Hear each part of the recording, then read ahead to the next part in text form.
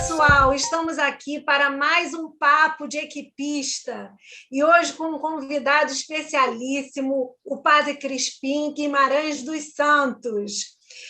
O Padre Crispim, ele é o assessor nacional da Pastoral Familiar. Na verdade, tem um nome grande, né? É assessor nacional da Comissão Episcopal da Pastoral para a Vida e Família da CNBB e secretário executivo nacional da Pastoral Familiar. Seja muito bem-vindo, Padre Crispim. Muito obrigada por ter aceito o nosso convite para participar desse papo de equipista. Eu que agradeço o convite, porque eu também sou equipista, né? Então, aceitei imediatamente, né, participar desse momento, para a gente conversar um pouquinho. Obrigado pelo convite.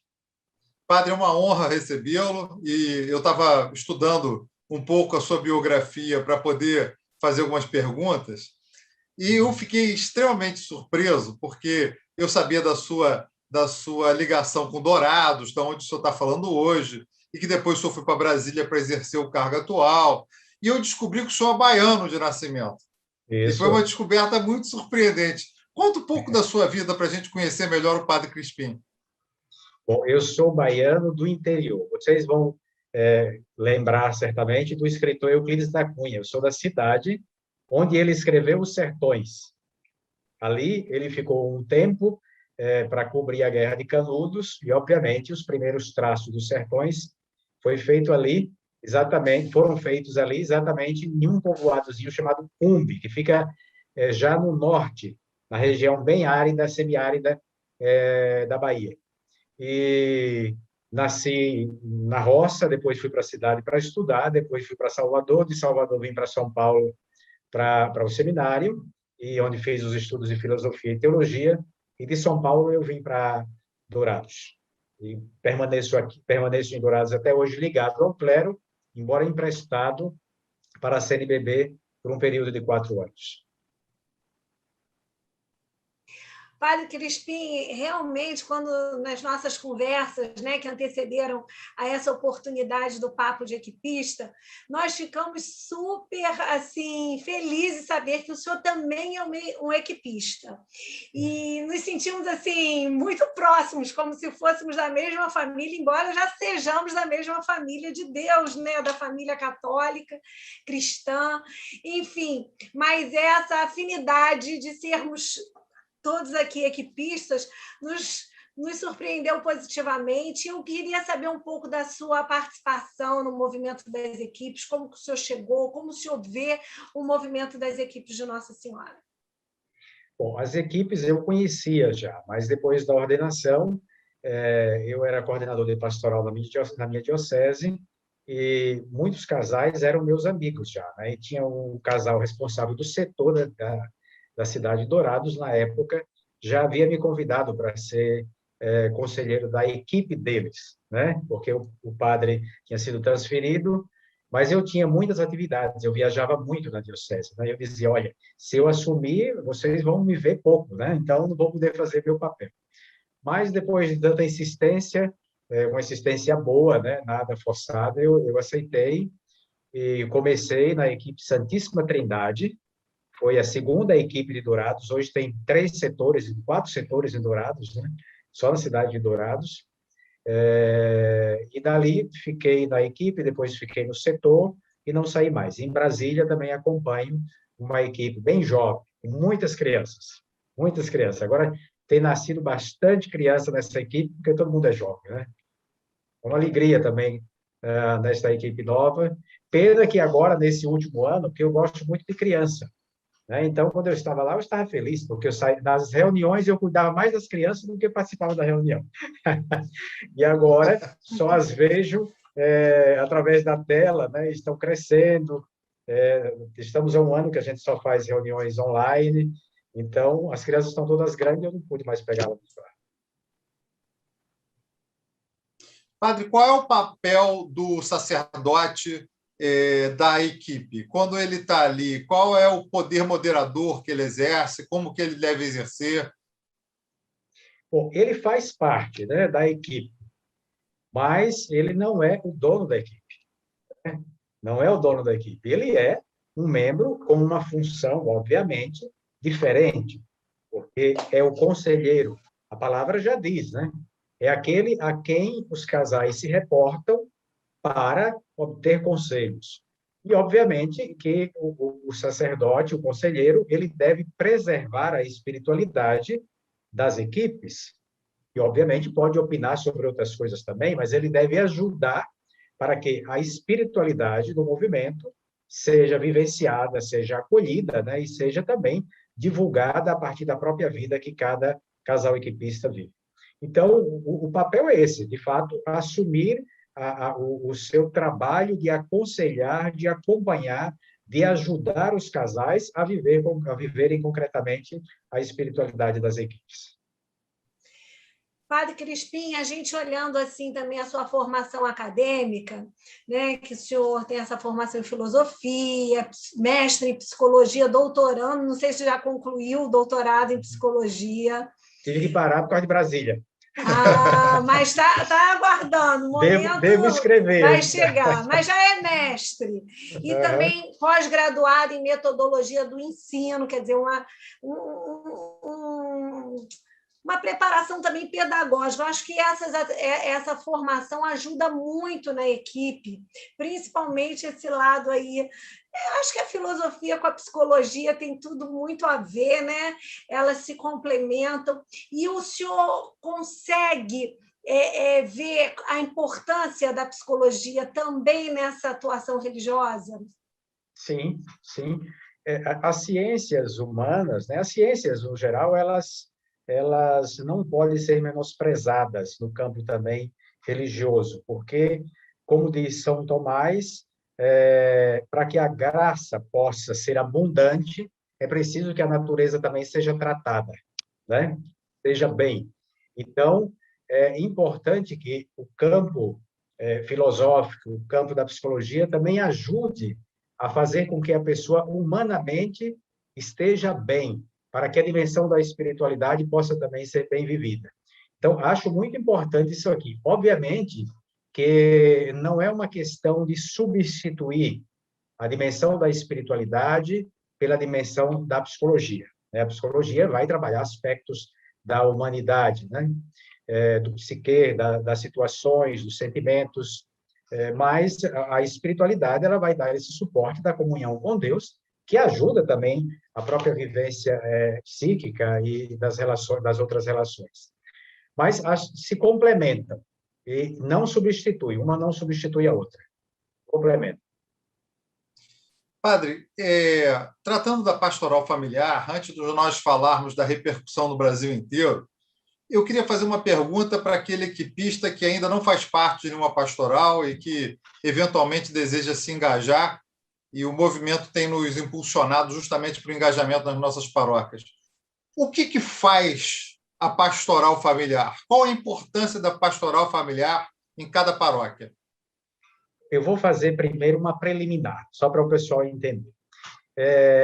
No começo dos anos 80, e hoje estamos celebrando agora 40 anos, portanto, publicado em 1981, o Papa João Paulo II trouxe à tona aquele documento chamado Familiares Consórcio. Depois daquele documento, muitos movimentos ligados ao trabalho com família, que já existiam, ajudaram a fundar a pastoral familiar, né? Então, foi o trabalho dos movimentos que já tinham pessoas que tinham a espiritualidade, os diversos movimentos, os diversos serviços, que contribuíram para que a pastoral familiar se estruturasse, né? Com o tempo, a gente tem uma certa dificuldade de convivência com certas coisas, né? Aí, como a Torre de Babel, que começaram a construir demais, e o pessoal foi se dispersando e esqueceu de onde todo mundo surgiu, né? Então, com o tempo, parece que houve um distanciamento. As pessoas esqueceram um pouco dessas preliminares. Penso que tanto na pastoral como nos movimentos também. Foram esquecendo de onde tudo isso surgiu, né? Que todo mundo é igreja. Isso não foi feito por mal. Não foi feito por mal. Talvez até na busca de identidade, a gente esqueceu o processo de alteridade, que é o processo das relações. A pastoral familiar, ela é uma grande ação coordenada, ela não é só grupos. Ela é uma grande ação coordenada em prol da família. Portanto, quando a gente fala de grupos de casais, né, seja dos movimentos ou aqueles que funcionam nas nossas paróquias, nós chamamos de grupos paroquiais, tudo isso faz parte da pastoral familiar. As equipes fazem parte da pastoral familiar. São essencialmente pastoral familiar, porque é um movimento que trabalha com famílias. Então, é pastoral familiar. Mas não sem deixar de ter a sua identidade. Tem a sua identidade. O movimento de concílio é pastoral familiar. Os grupos neocatecumenais que trabalham com a família toda, pai, mãe, filhos, também estão dentro desse grande guarda-chuva, nós assim dizemos. Então, a pastoral familiar, ela coordena um pouco, ela procura, ela deve unir, né? Ela deveria unir esses trabalhos em busca do bem da família. Do bem da família. Agora, obviamente, que dentro disso aqui, existem os próprios grupos paroquiais, que também têm famílias que não estão ligados a nenhum movimento e que são pastoral familiar. Mas a pastoral familiar é muito mais ampla do que um grupo, né? Mas as espiritualidades que trabalham com família estão ligadas à pastoral familiar. É tanto que agora nós temos, retomando um pouco aquela essência do começo, nós temos trabalhado com os grandes 9 movimentos que existem, os 9 movimentos maiores do Brasil. Nós temos trabalhado muito juntos agora. Estamos fazendo reuniões, procuramos a colaboração de um, de outro, para que esse trabalho que é em prol da família não fique circunscrito em gavetas, né? Cada um faz um trabalhozinho sem saber o que o outro faz. Então, estamos procurando fazer aquilo que é essencial, no sentido que a família é o foco e é a destinatária do nosso trabalho, todos nós. E aí eu gostaria de saber, então, quais são as diretrizes básicas, assim, primordiais, que a pastoral familiar traçou para esse trabalho com as famílias. O que vocês querem, quer dizer, o que a igreja quer atingir através desse trabalho com as famílias? Olha, nós teríamos uma noite para falar disso aqui, viu? Mas eu vou resumir algumas coisas. Primeiro, fortalecer a igreja doméstica, a igreja da casa, né? Que a família realmente recobre aquilo que nos primórdios da igreja era muito comum.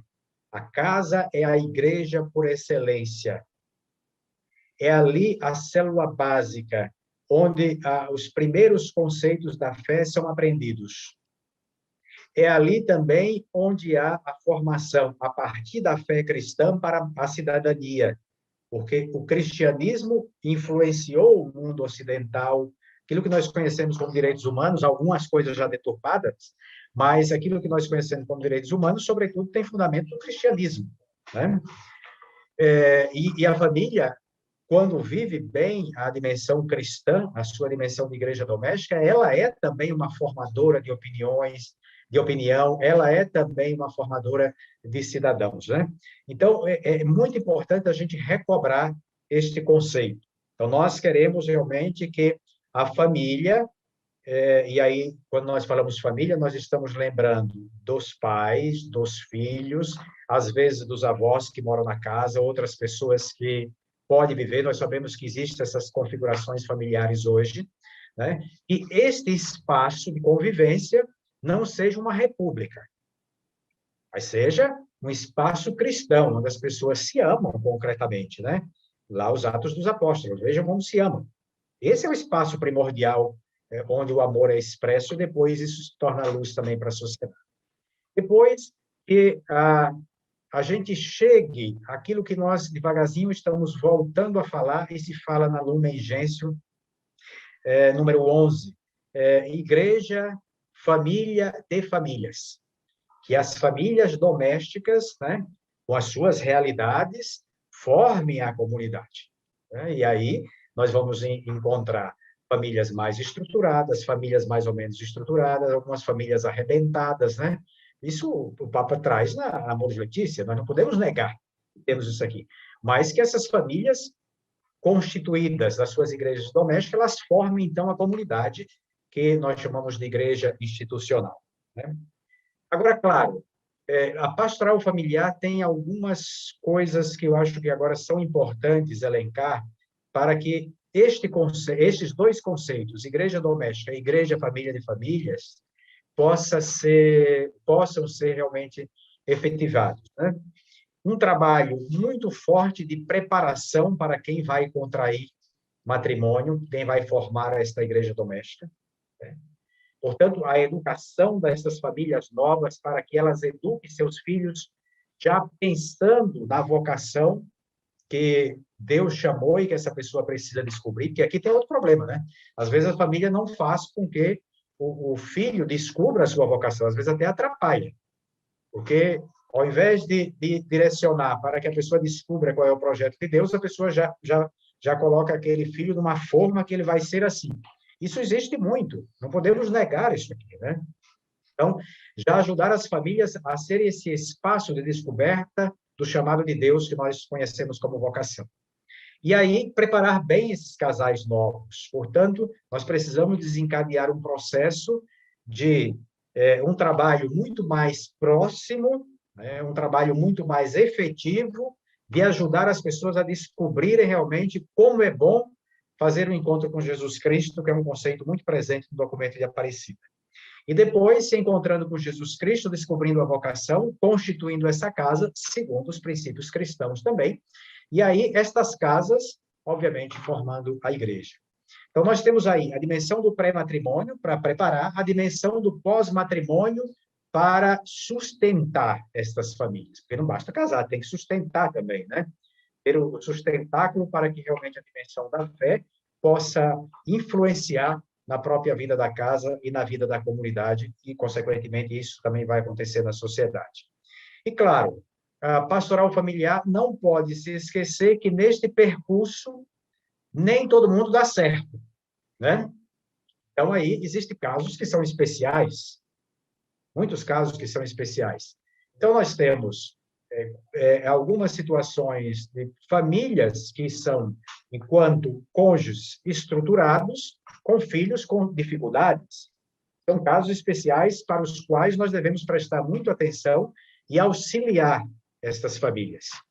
Nós temos a questão das novas uniões, né, que tem uma problemática, sobretudo quando tem filhos envolvidos, né? Também precisamos estar atentos para este trabalho com estas pessoas. Nós temos a questão da viuvez, temos a questão do alcoolismo, das outras drogas ilícitas e tantas outras situações para as quais todos nós que somos pastoral familiar não podemos fechar os olhos. Então, aqui você vê que descamba um leque de trabalho que vai pegar do útero da mãe ao útero da terra.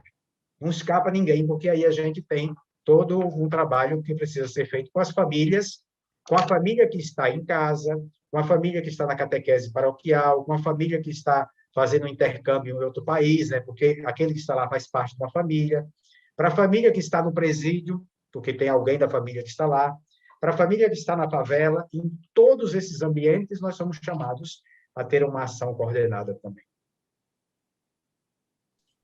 Muito bom. Padre, a Pastoral da Família Nacional tem feito um esforço muito grande de comunicação, que nós temos assistido, e de divulgação, e também um esforço de capacitação. Eu vejo muito material, vários livros que são oferecidos no próprio site da CNBB. Eu queria que o senhor falasse, se a pessoa estivesse hoje assistindo, ouvindo esse nosso papo de equipista, e ela quisesse se aprofundar acerca de como ela pode se inserir, um equipista que é tocado no seu coração e quer fazer mais do que já faz na equipe de Nossa Senhora, mas que ele quer do movimento para a rua, como que ele se aproxima desse conhecimento? O que o senhor recomenda para ele ler, para ele assistir? Bom, para assistir, já que estamos na era dos vídeos, né, entrar no site, no YouTube da Pastoral Familiar. Ali nós temos bastante material que pode ajudar já a pessoa a conhecer. E material diversificado, não só que fala da pastoral familiar, como fala de situações relativas à família. né? Situações muito sérias. Por exemplo, tem um vídeo que eu fiz, uma entrevista que eu fiz o ano passado com uma doutora portuguesa que foi considerada a melhor psicóloga da Europa nos últimos 2 anos, que fala sobre a questão da crise na pandemia, né, dentro da família. Muito, muito interessante. Chama-se Marta Pimenta, muito capacitada e uma entrevista muito legal, assim, muito aberta. Mas ali também a gente vai encontrar pessoas falando especificamente mais ou menos isso que nós estamos falando aqui, sobre a pastoral familiar, só que de uma forma mais estruturada, né? Ali também se encontra materiais ou propagandas, no sentido de lives que nós fizemos, falando dos materiais que nós recomendamos na própria pastoral familiar. Agora, para quem quer ler, deve entrar no portal da pastoral familiar e ali entrar na loja e vai observar quantos materiais nós temos.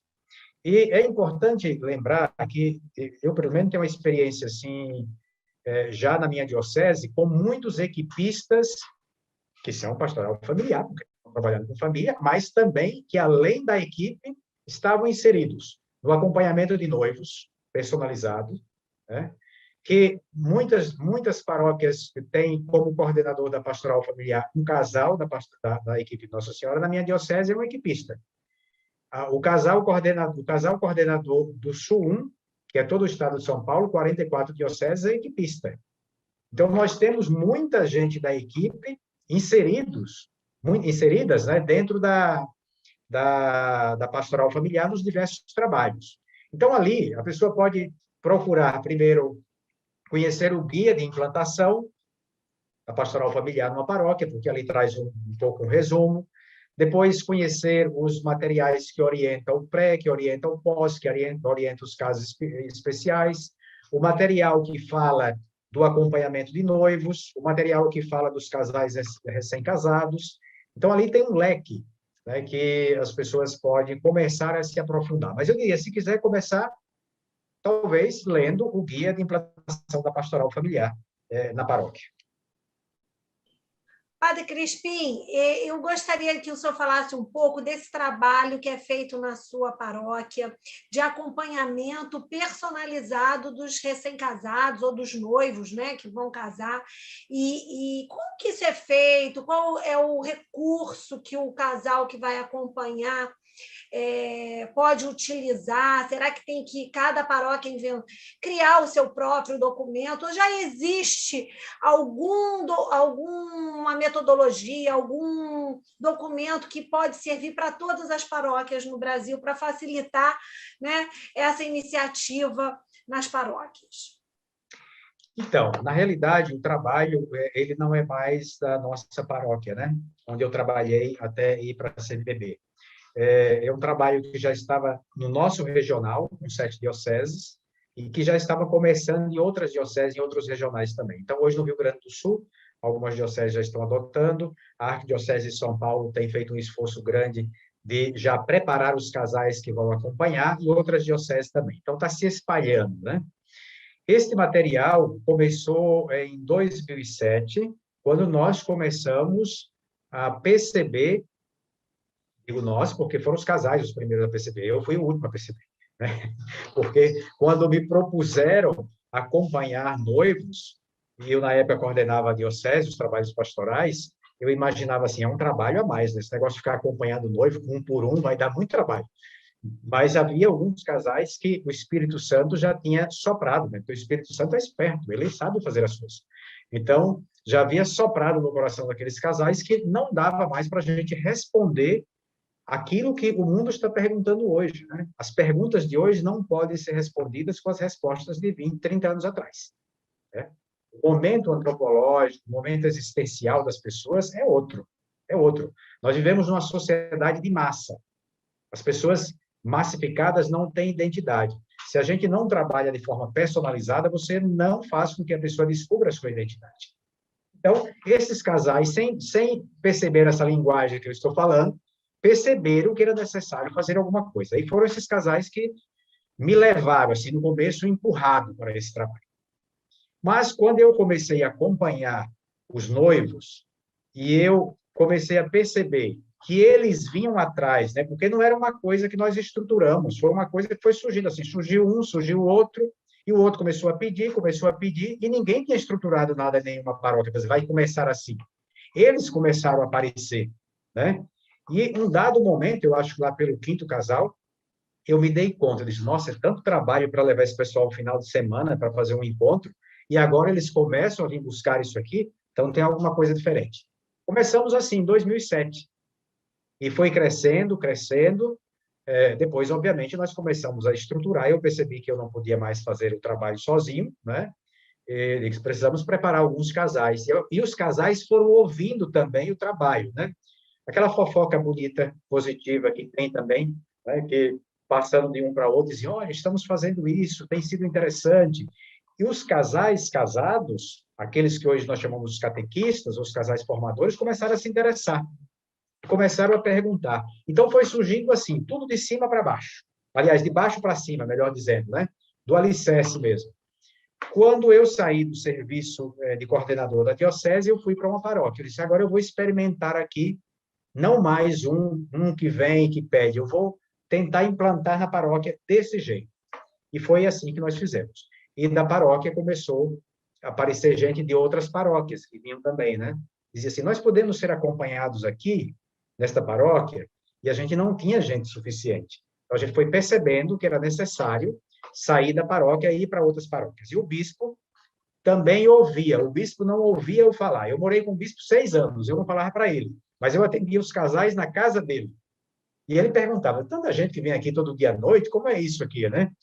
Mas eu falava pouco, assim, porque não era estruturado para ser um serviço diocesano, era algo que estava acontecendo. Eles faziam os cursos nas paróquias, mas iam ali para ser acompanhados, 8 meses, imagina só. Né? Então, quando o bispo viu que na paróquia funcionou, aí ele pediu que fosse implantado na diocese. Né? Então, a gente estruturou o material, na época eu estava fazendo mestrado, então eu usei exatamente a pesquisa com os casais no meu mestrado em psicologia, para falar sobre a identidade da família, né? Depois, outras dioceses foram ouvindo aqui do regional, nós começamos o trabalho com outras dioceses, até a gente ir para o nacional. E hoje nós temos um material estruturado, publicado pela Pastoral Familiar, com o nome Itinerário Vivencial de Acompanhamento Personalizado para o Sacramento do Matrimônio. Itinerário significa um caminho, não se esgota no altar, deve continuar com os casais jovens, depois com os mais maduros, com os filhos. Vivencial, porque o casal que é catequista, ele faz toda a experiência do material que ele vai aplicar. Então, se ele vai trabalhar uma leitura bíblica, ele tem que meditar a leitura bíblica 2 semanas, no mínimo. E aquele conteúdo deve cair no coração dele, porque ele não pode falar só na lógica teológica. Ele tem que falar da experiência que a palavra faz na vida dele. E, por isso, vivencial. E personalizado, porque é casal a casal. Geralmente acontece em 8 meses. É um encontro por mês em casa, mas depois existem exercícios durante todo o mês para que o casal de noivo possa realizar. Então, só para reforçar, o itinerário está à venda lá no portal da Pastoral. Quem quiser. Nós compramos, estamos lendo, estamos gostando muito. Acho que um determinado setor das equipes aí podem se aventurar em ler e conversar com as respectivas autoridades da igreja para implantar nas suas cidades, porque é uma ideia genial. Eu queria fazer uma pergunta, que nós estamos vivendo o ano de São José. Eu sou devotíssimo de São José, pai adotivo como eu.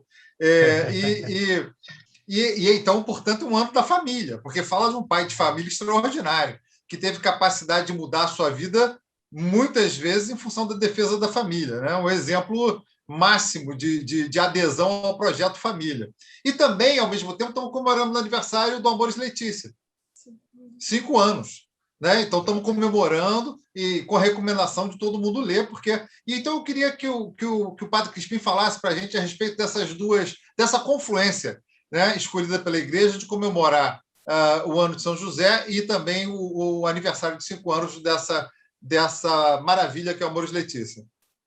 Bom, então, veja, como você disse, confluência. O Papa lançou o ano de São José no dia de Nossa Senhora, Imaculada Conceição, dia 8 de dezembro. Depois, o ano Amores Letícias, como também publicou a exortação no dia de São José. Olha aí, viu? Então, as duas coisas estão casadas, né? E falando em São José, obviamente, a gente se reporta à família, né? Bom, lembrando um pouquinho São José, na carta Coração de Pai, que o Papa escreve, o Papa faz lembrar que São José, eu vou fazer aqui vou tentar projetar uma imagem para que vocês vislumbrem aí, né, mentalmente. Veja, quando a gente vai no cinema, o fundo que vai ser projetado à tela é branco, não é assim? Né? É branco, porque senão não sai a imagem. Bom, Maria e São José são como este fundo branco sobre o qual se projeta Jesus. Né? Quer dizer, é necessário para este Jesus histórico que nós conhecemos, ao qual seguimos, amamos, né, e queremos comungar com ele já aqui definitivamente na vida eterna, é necessário que este fundo branco esteja lá, é só um fundo branco. Por isso aparecem tão pouco. São José menos ainda. Mas está lá. É algo importante para que se projete a figura de Jesus, né? Veja, podemos trazer algumas coisas aqui sobre São José que eu acho muito, muito legal e que a gente recobre, né? Todo mundo sabe que São José é da família de Davi, portanto, é da família real. Em Belém vivia a família real, mas tinha um psicopata que queria matar a família real, mandou matar, inclusive, a esposa e um filho que era o herdeiro, que era o rei da época, né? Então, São José foge de Belém e vai para Nazaré. Nazaré era um cubículozinho pequenininho, assim, com 450 pessoas, não tinha trabalho, não tinha nada. São José precisava, em Nazaré, se relacionar com gregos e romanos, além dos judeus, e precisava sair de Nazaré para trabalhar, portanto, tinha contato, né, com vários povos. Em Nazaré vive Jesus por 30 anos, com esta família, né, cujo pai, o patriarca, é José. Então, tem um livro agora que a CNBB publicou chamado José, Artesão da Humanidade, vale a pena ler, né?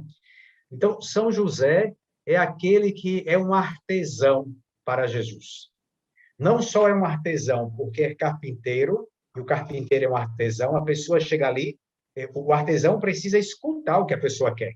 Aí eu quero um banco, de que jeito? A pessoa fala, e ele tem que imaginar. Eu acho que São José não era desenhista, ele fazia o desenho todo na cabeça, né? Quer dizer, ele ia articulando, né, na cabeça aquela obra que ele ia fazer para aquele que lhe encomendava, né? Este homem influenciou Jesus demais.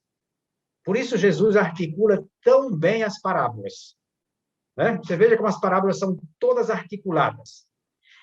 Foi a vivência de Jesus em Nazaré durante 30 anos que preparou Jesus para ser alguém público durante 3 anos. Cada 10 anos corresponde a um ano da vida pública de Jesus. Esta convivência com José. Agora, veja, como José respeitava Maria, a figura da mulher, e como Jesus respeita as mulheres. É impressionante, né? É impressionante. De onde é que José aprendeu tudo? De onde é que Jesus aprendeu tudo isso? De José. Aprendeu de São José. Obviamente, o amor que tinha pela mãe, mas o respeito que José tinha por esta mulher. Então, por isso que Jesus se relacionava tão bem com as mulheres quando todo mundo tinha um problema sério. Né? Se encostasse perto da mulher, pronto, a coitada seria apedrejada ou ele já seria taxado como alguém que estava atrás daquela mulher. E Jesus não tinha isso. Não é só da divindade de Jesus que vem isso aqui. É da humanidade de José e de Maria. Né? Então, veja como é importante a gente recordar essa dimensão de São José. E aí, a dimensão também da paternidade, assumida, não só como aquele que gera fisicamente, né? Mas aquele que gera no coração. Se os pais desejam os filhos, Neste caso, é o filho que desejou o pai. É o filho que desejou o pai, né? Então, veja que bonito. Todo pai deveria lembrar disso, toda mãe deveria lembrar disso. O filho, porque é obra de Deus, geralmente deseja os pais. Olhando para São José, dá para a gente ver claramente isso aqui, né? Bem, bem interessante. Depois também a dignidade do trabalho de São José, sustentar a família naquele lugar, né? Dar dignidade a Jesus, a dimensão da proteção social quando São José sai para o Egito, né? Aquele que tem essa dimensão da proteção da família, né? Assume de fato o seu papel. Então, é maravilhoso. Mas, sobretudo, me vem na mente aquilo que o Papa diz.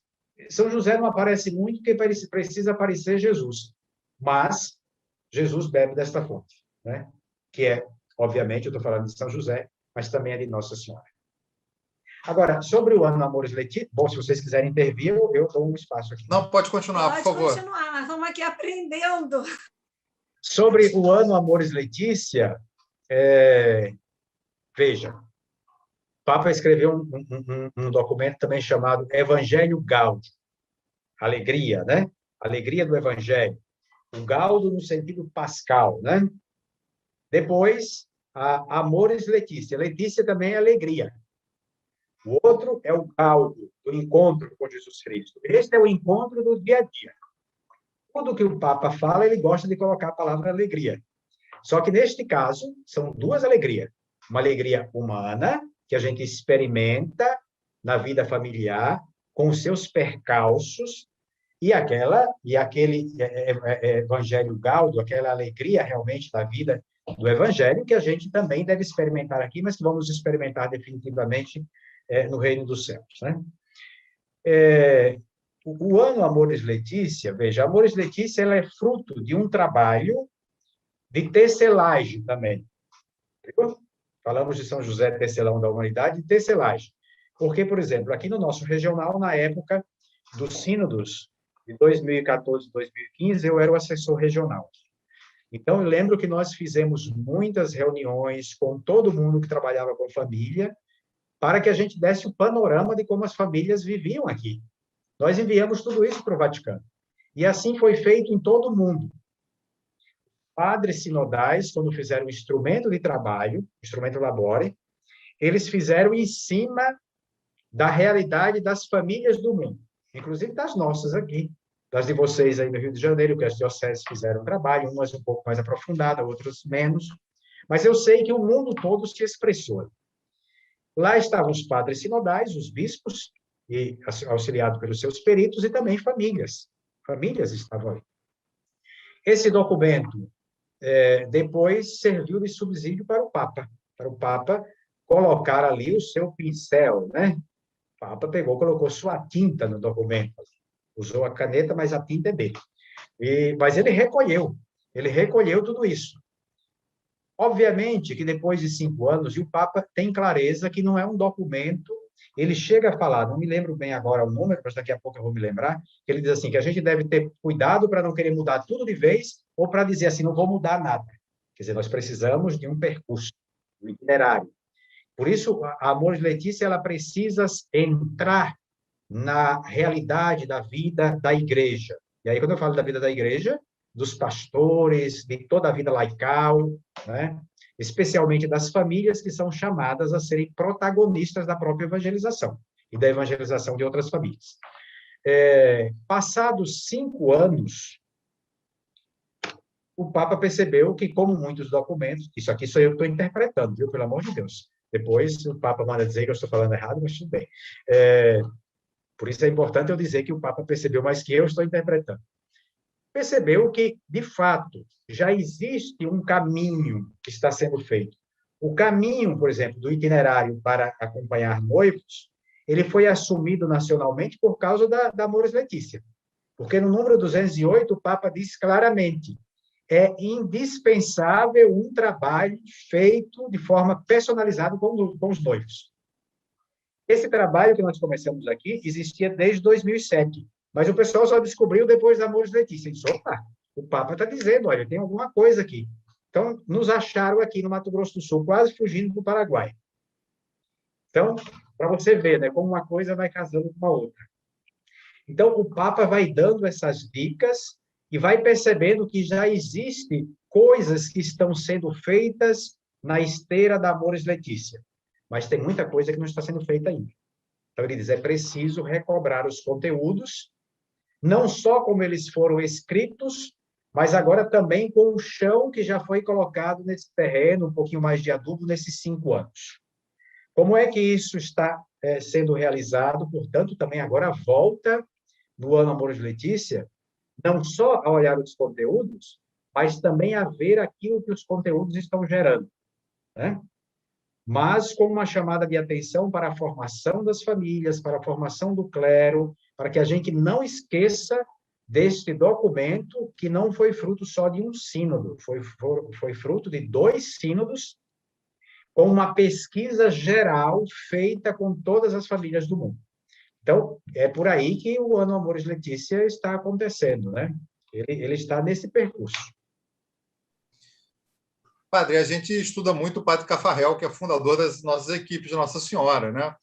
Um homem muito iluminado.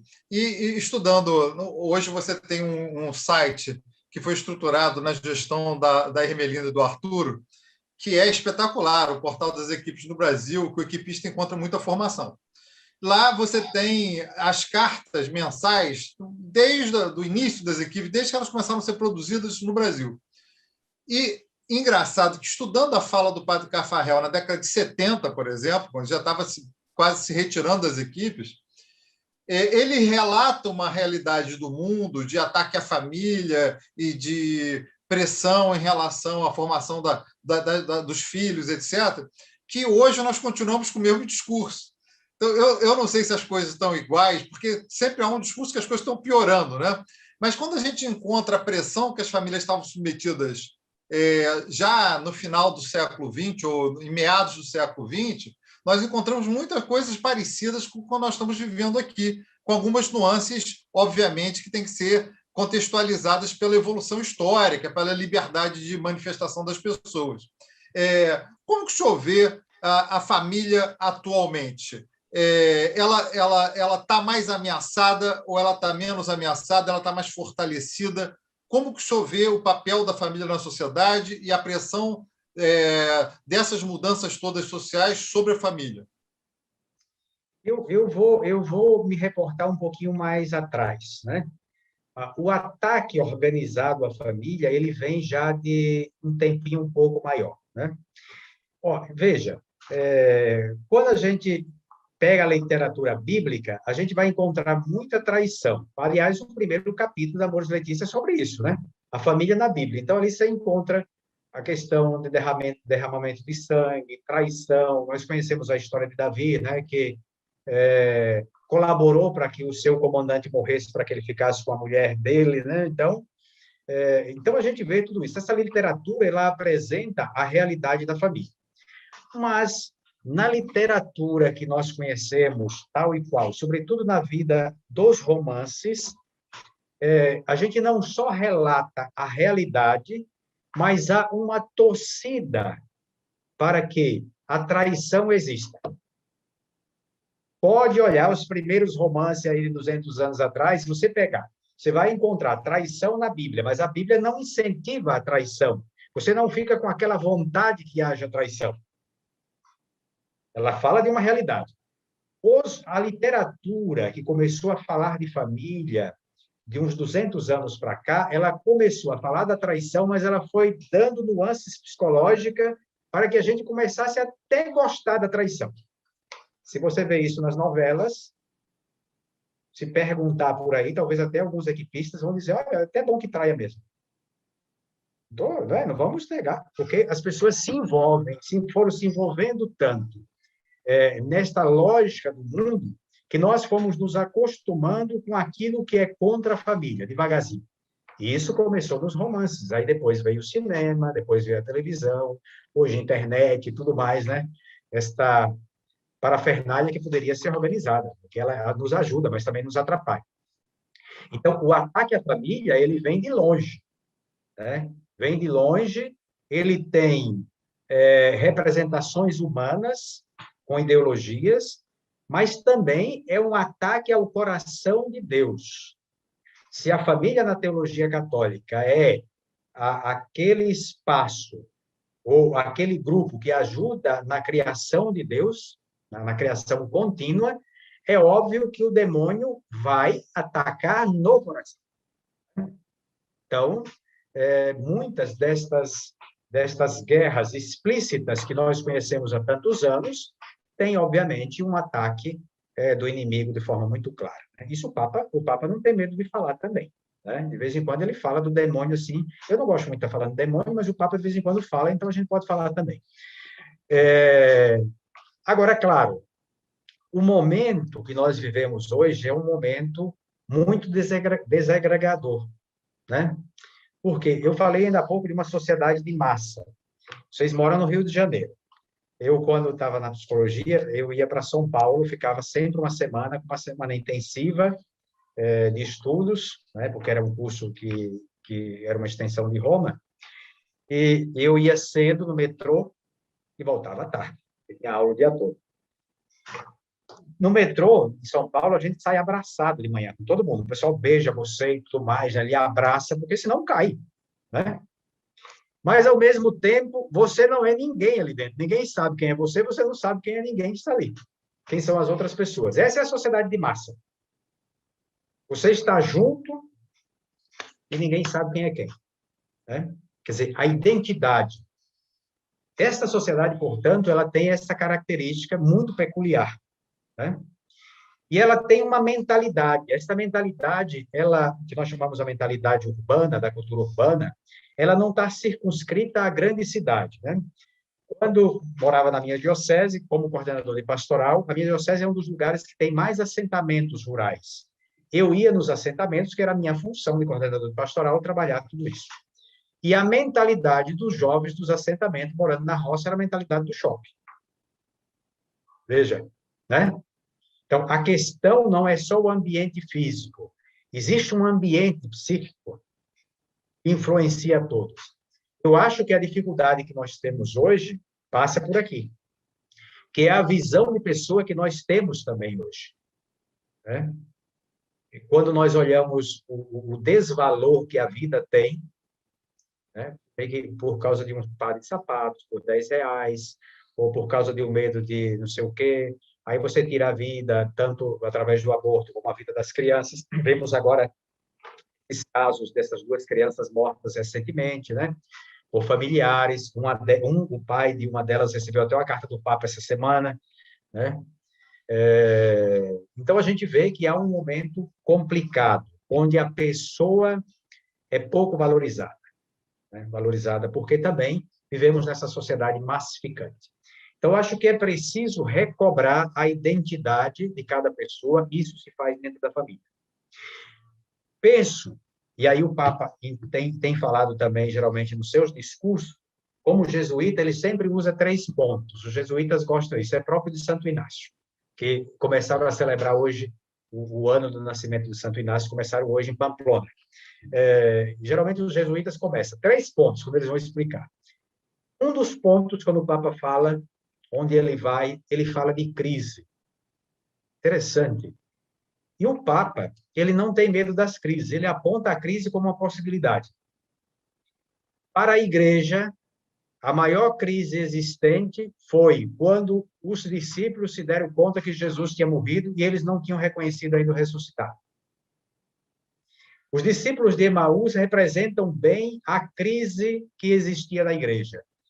Nós, quando entramos em crise, nós sabemos que Jesus ressuscitou. Eles não sabiam. Então, a maior crise da Igreja aconteceu ali. Nós vivemos num momento de crise, mas também num momento de possibilidades, né? Nós não voltaremos mais a ter uma família patriarcal, naquele sentido que tradicionalmente a gente conhecia na Idade Média e até recentemente no Brasil ainda, né? Acho que nós podemos ter uma família diferente, equilibrada, pai e mãe, né? Cada um com a sua dignidade, sem perder a sua identidade de homem e mulher, de pai e de mãe. Será diferente. Então, se por um lado a gente tem um momento complexo, existencialmente falando, nós também temos uma grande possibilidade. E eu percebo isso, digo isso com alegria. Embora veja muitas dificuldades, muita desagregação na família, eu vejo que começa a surgir uma cultura nova, a partir da vivência do Evangelho, né? Que a igreja anuncia, que é o seu papel, que é a sua missão, anunciar o Evangelho. Então, vejo que este momento de crise talvez não atinja agora a grande massa, né? Porque somos 7 bilhões de pessoas, vivemos numa cultura complexa e também diversificada. Mas, assim como as primeiras comunidades cristãs formadas por famílias eram um farol para aquela sociedade que era tão complicada quanto a nossa, basta ler o livro do Apocalipse. É uma cultura urbana muito parecida com alguns aspectos que nós temos hoje, né? Basta pensar São Paulo, em Coríntios, com uma cidade com 500 mil habitantes naquela época. Em Éfeso, com quase 500 mil habitantes. Era uma cultura urbana.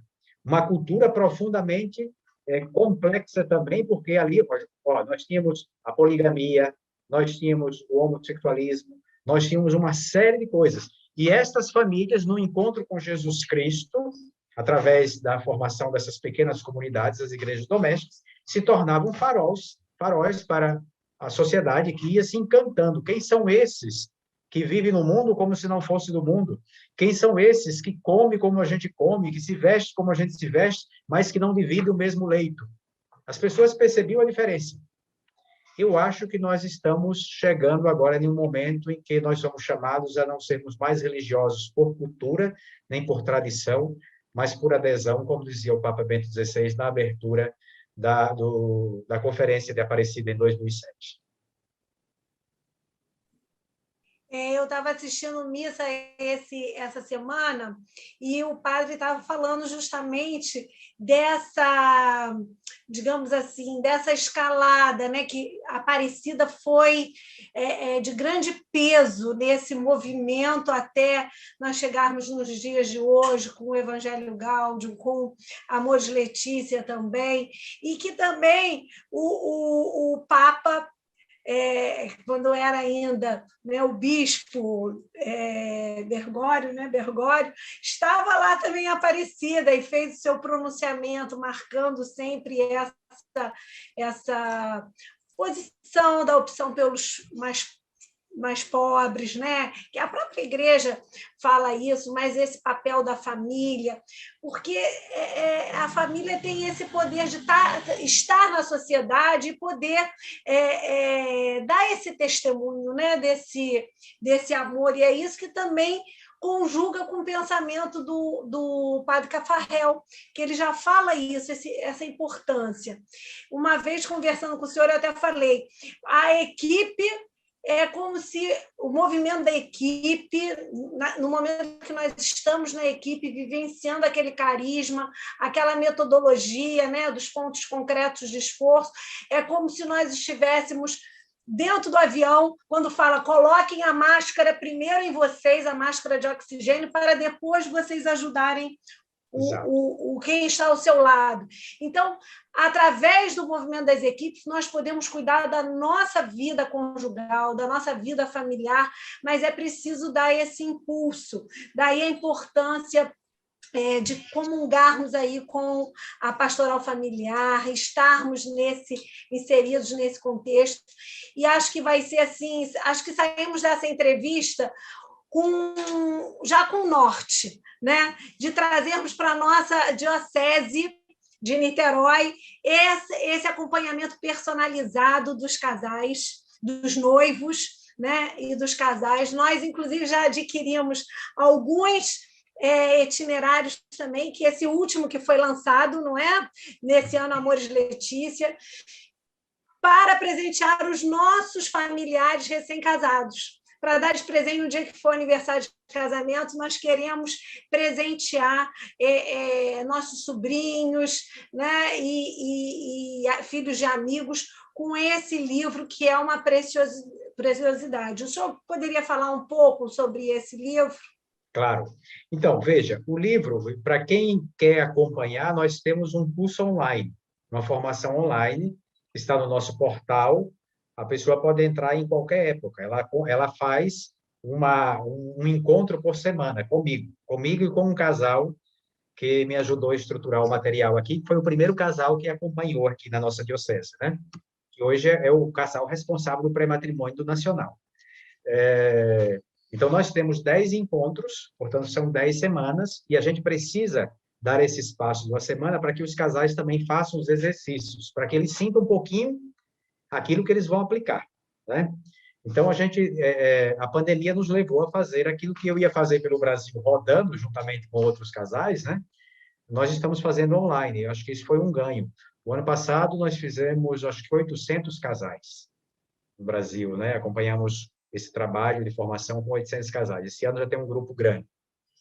Então, ali as pessoas podem fazer esses 10 encontros e beber um pouco da fonte, acompanhando no próprio material, né? Aquilo que a gente vai trabalhando de maneira muito simples. Primeiro, o material, ele traz um pouquinho da doutrina, né? Fala um pouquinho da experiência, como começou, porque para nós é muito importante as pessoas perceberem que nós não sentamos um dia numa mesa, né, redonda com algumas pessoas e dizemos, vamos montar um material para acompanhar noivos. Não, foi o contrário. Foi exatamente o contrário. As coisas foram chegando e a gente foi devagarzinho sentando na mesa, espalhando as folhas e escrevendo a partir da experiência. Então, é importante lembrar que foi uma experiência concreta, né? Fruto, sobretudo, das famílias que percebiam que os noivos não eram bem preparados. Veja só, as famílias cristãs que vinham na missa me diziam isso, não dá, esses cursos de noivo não dá, minha gente. Eles vão embora depois, ninguém vê mais esse povo, né? Depois, os próprios noivos que iam chegando e dizendo, isso aqui é interessante, olha, a gente não... Noivos que diziam no meio do caminho, nós não vamos casar.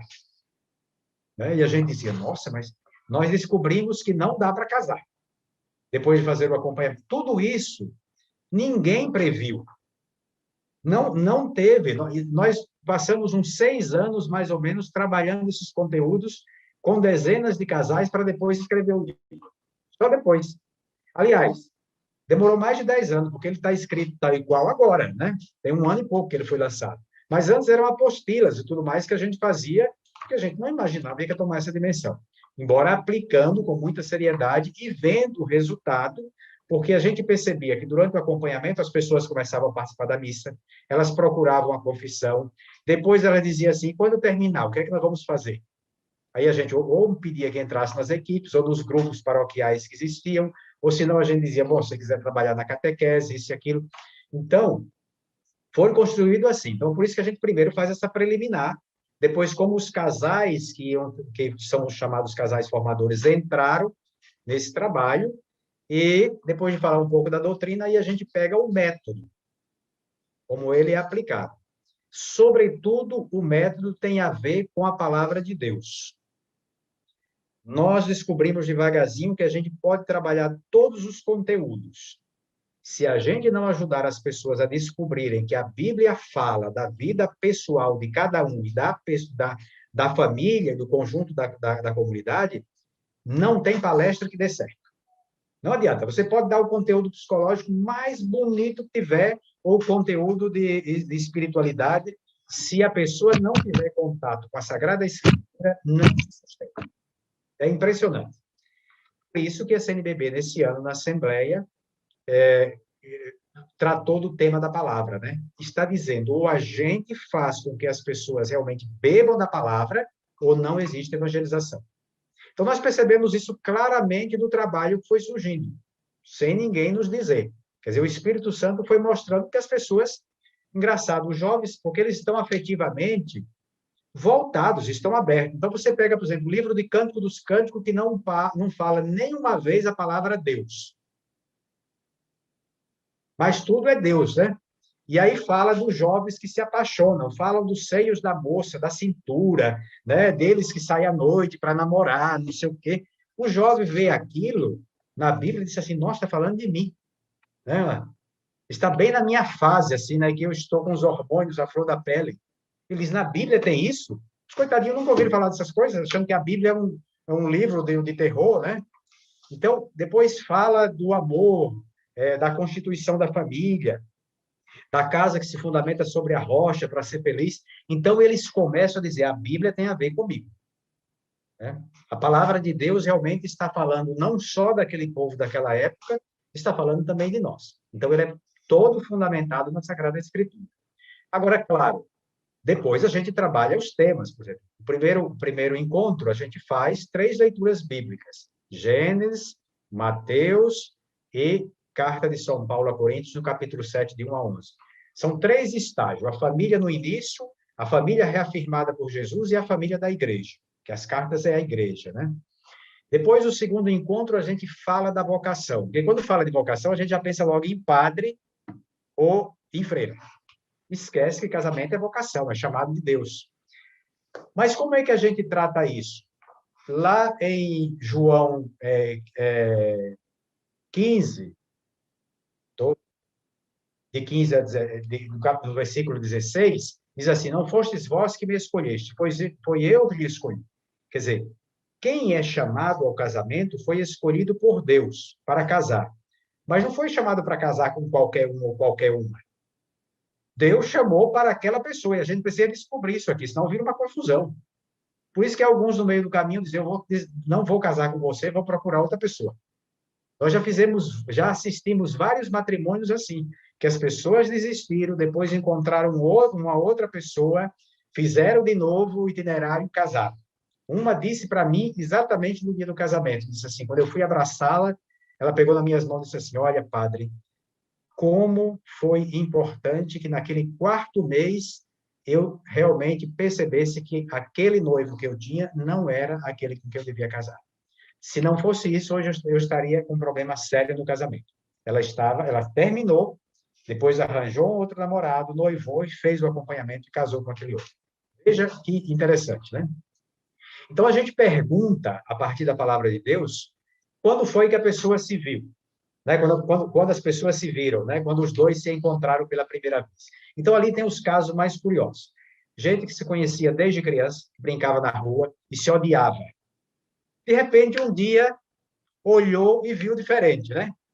E veja, e começa geralmente pela atração física. E a gente não nega isso.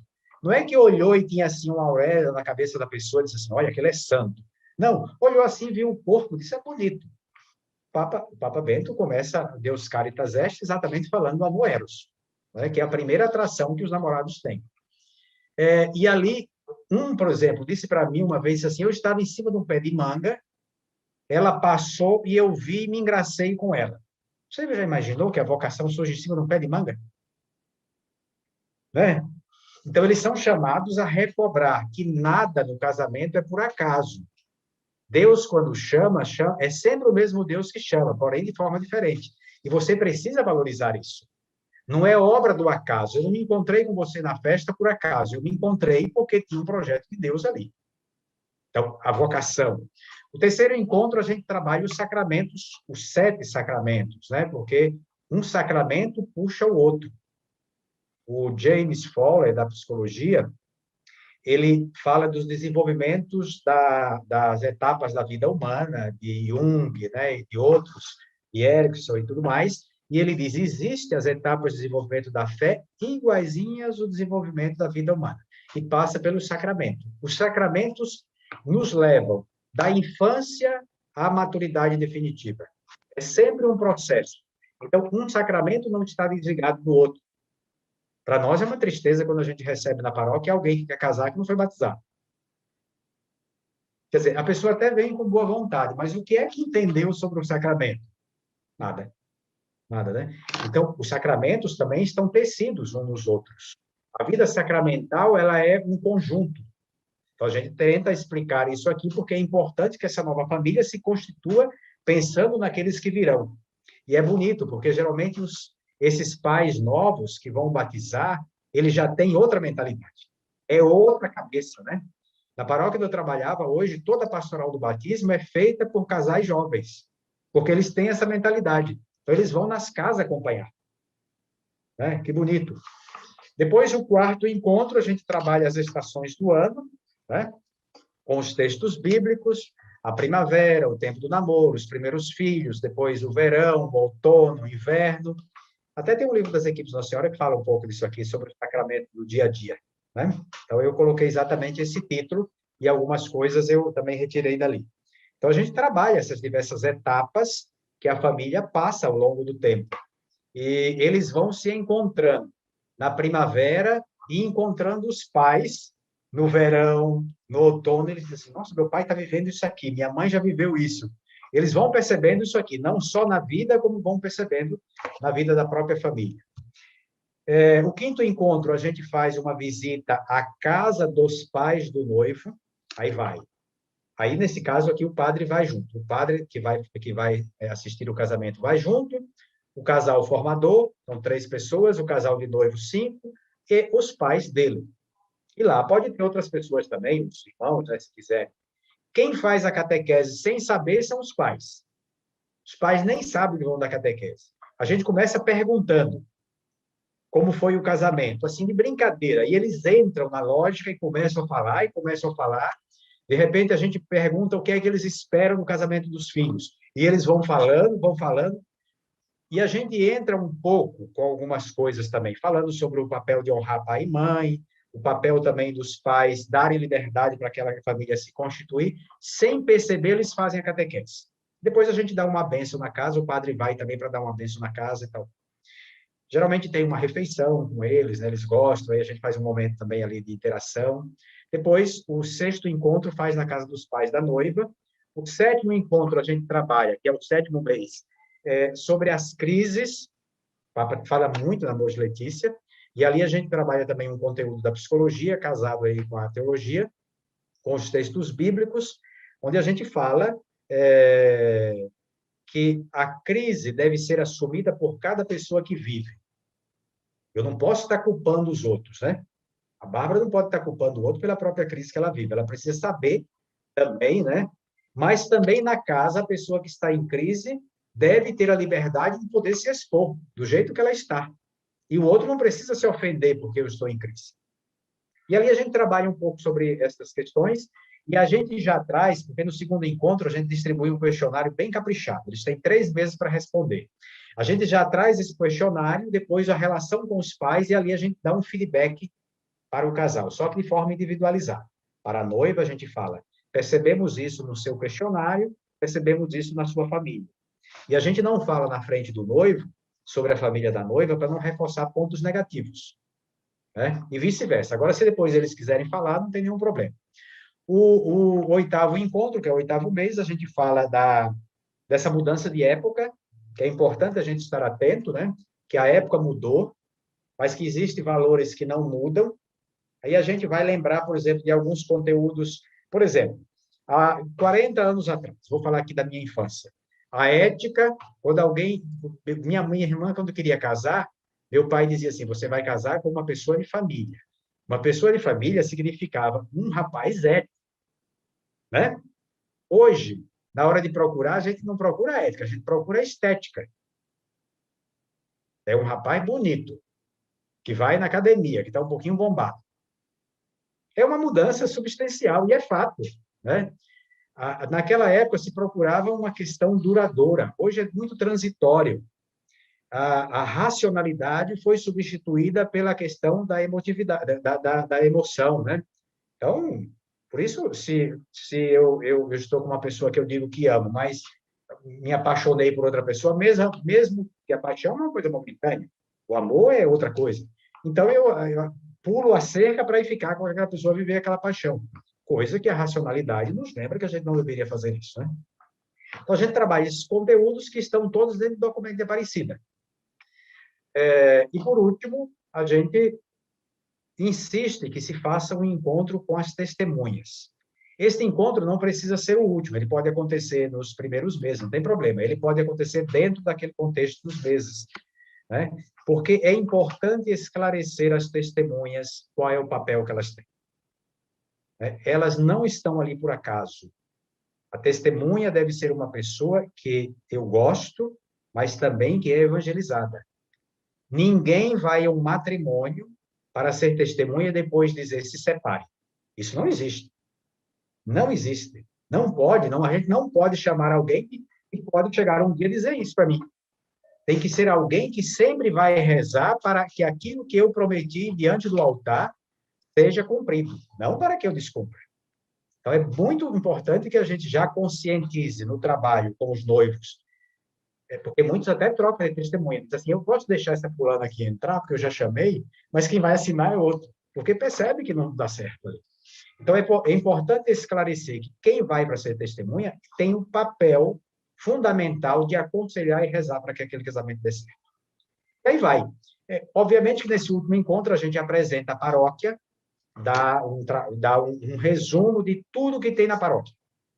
A pessoa entenda o que é pastoral do batismo, ministro da Eucaristia, como é a catequese, isso e aquilo, para que ela diga, bom, não é só isso aqui que eu penso que veio na missa e vejo aqui, e acho que a paróquia é isso. A paróquia é um leque de serviços voltado para a família, no contexto de macro-sociedade, né, que se volta para todas as pessoas que vão na igreja como religiosa, mas se volta também para a sociedade, porque ela presta um serviço à sociedade, mesmo que a pessoa não seja religiosa. Então, é mais ou menos assim que funciona o trabalho. Infelizmente, nós estamos caminhando para o final do nosso papo de equipista, esse papo riquíssimo com o padre Crispim Guimarães, equipista de coração, que fala com tanta paixão, com tanto amor, daquilo que foi sendo construído pelo Espírito Santo na sua própria vida. Padre, muito obrigado pela sua participação. Os equipistas do nosso setor e os equipistas do Brasil inteiro que vão ter acesso a esse nosso material agradecem a sua participação, a sua colaboração e se comprometem também em ajudar a pastoral, em ingressar, em conhecer mais, para também poder sofrer essa bafejada do sopro do Espírito Santo, para que novas ideias possam surgir, que sejam tão profícuas quanto o itinerário e quanto todo esse serviço que está sendo prestado pela pastoral no Brasil inteiro. Muito obrigado pela sua presença. Eu agradeço muitíssimo também a sua participação e estava comentando com o Sávio aqui que o senhor fala com tanta propriedade, mas com paixão pelo trabalho realizado, que vem sendo realizado, que isso nos chega, nos contagia com vontade justamente de fazer esse mergulho e engrossar aí o trabalho da pastoral familiar, os braços, né? Porque a messe é muito grande e, com certeza, os frutos desse trabalho são enormes para que essas famílias sejam verdadeiras semeaduras de amor, do amor de Deus. Muito obrigada. Eu que agradeço e agradeço já as equipes, porque nós temos muitos serviços hoje assumidos nas paróquias também pelas equipes, né? E existe também, a gente percebe que as equipes estão cada vez mais conscientes em relação a isso também, né? Como um todo, desta participação mais efetiva. Aquilo que você lembrava da máscara, realmente de buscar esse oxigênio para depois também respirar lá nas nossas comunidades esse clima de família. Então, eu agradeço muito também esse convite para esse momento aqui com vocês. Vocês, irmãos equipistas que ouviram esse programa, esse nosso podcast tão informal, mas tão profundo, podem colaborar com a evangelização, dando a conhecer o nosso movimento, compartilhando esse vídeo com o maior número de pessoas, para que a gente possa evangelizar, alcançar, expandir o movimento, expandir a pastoral e sermos luz no mundo, sal da terra, para que possamos transformar o mundo para melhor. Muito obrigado e um grande abraço.